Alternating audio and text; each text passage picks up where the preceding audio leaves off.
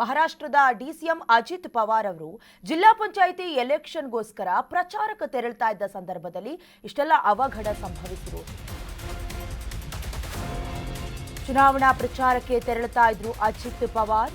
ಜಿಲ್ಲಾ ಪಂಚಾಯಿತಿ ಎಲೆಕ್ಷನ್ ಪ್ರಚಾರಕ್ಕೆ ಅಂತ ತೆರಳುತ್ತಾ ಇದ್ರು. ಮುಂಬೈನಿಂದ ಬೆಳಗ್ಗೆ 8 ಗಂಟೆ 10 ನಿಮಿಷಕ್ಕೆ ವಿಮಾನ ಹತ್ತಿದ್ದ ಅಜಿತ್ ಮುಂಬೈನಿಂದ ಬಾರಾಮತಿಗೆ ಹೊರಟಿದ್ದ ವಿಮಾನ ಇದು. ಲ್ಯಾಂಡಿಂಗ್ಗೆ ಇನ್ನು 10 ನಿಮಿಷ ಇತ್ತು. ಆ ಸಂದರ್ಭದಲ್ಲಿ ವಿಮಾನ ಪತನವಾಗಿರುವುದು.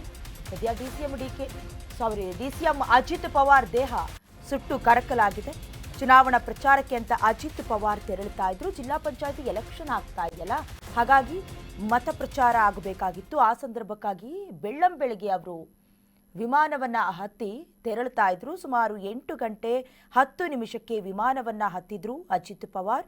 ಮುಂಬೈನಿಂದ ಬಾರಾಮತಿಗೆ ಹೊರಟಿದ್ದಂಥ ವಿಮಾನ ಲ್ಯಾಂಡಿಂಗ್ ಆಗಬೇಕಿನ್ನೇನು 10 ನಿಮಿಷ ಇದೆ ಅನ್ನುವಾಗ ಅಚಾತುರ್ಯವೇ ನಡೆದೋಗಿದೆ. ಡಿಸಿಎಂ ಅಜಿತ್ ಪವಾರ್ ದೇಹ ಸುಟ್ಟು ಕರಕಲಾಗಿದೆ.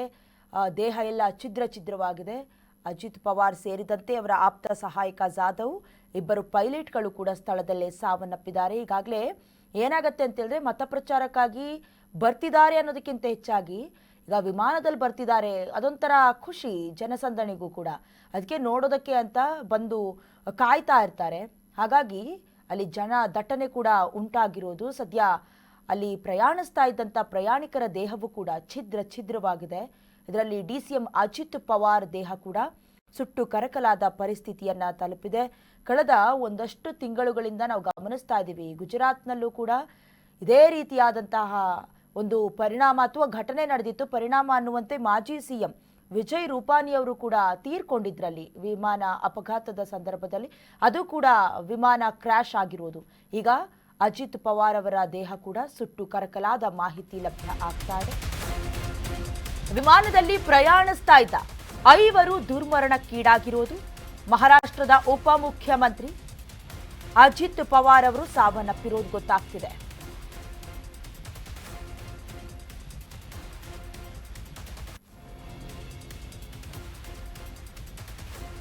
ಇಬ್ಬರು ಪೈಲಟ್ಗಳು ದುರಂತದಲ್ಲಿ ದುರ್ಮರಣಕ್ಕೀಡಾಗಿದ್ದಾರೆ.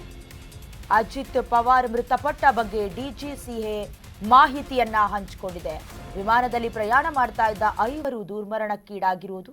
ಮಹಾರಾಷ್ಟ್ರದ ಉಪಮುಖ್ಯಮಂತ್ರಿ ಅಜಿತ್ ಪವಾರ್ ಅವರು ಸೇರಿದಂತೆ ಪಿಎಸ್ಒ ಜಾಧವ್ ಹಾಗೆ ಓರ್ವ ಸಹಾಯಕ, ಇಬ್ಬರು ಪೈಲಟ್ಗಳು ದುರಂತದಲ್ಲಿ ದುರ್ಮರಣಕ್ಕೀಡಾಗಿದ್ದಾರೆ.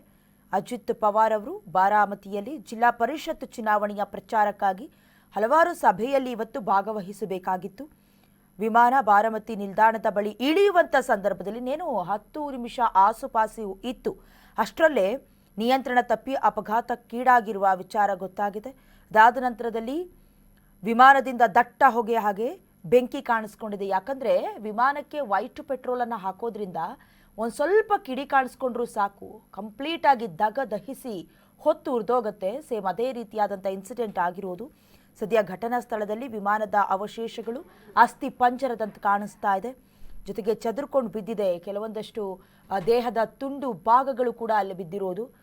ಈಗ ಡಿಜಿಸಿಎ ಕೂಡ ಮಾಹಿತಿಯನ್ನು ಹಂಚಿಕೊಂಡಿದೆ.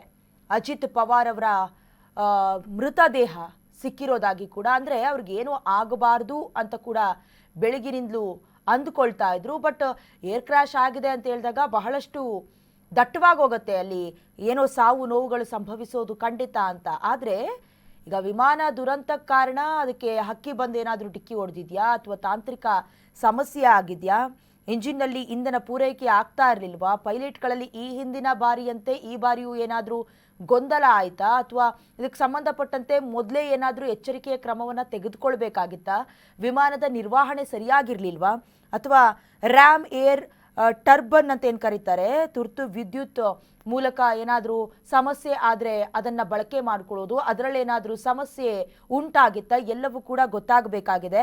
ಕಾಕ್ಪಿಟ್ ವಾಯ್ಸ್ ರೆಕಾರ್ಡರ್ ಡೇಟಾಬೇಸ್ ಇರುತ್ತಲ್ಲ, ಅದ್ರ ಮೂಲಕ ಚೆಕ್ಔಟ್ ಮಾಡೋದ್ರಿಂದ ಗೊತ್ತಾಗತ್ತೆ. ಎಲ್ಲವೂ ಪರಿಶೀಲನೆ ನಡೀಬೇಕು. ಸದ್ಯ ಅಜಿತ್ ಪವಾರ್ ಸೇರಿ 5 ಮೃತಪಟ್ಟಿರುವ ವಿಚಾರವನ್ನು ಡಿಜಿಸಿಎ ಮಾಹಿತಿಯನ್ನು ಹಂಚಿಕೊಂಡಿದೆ.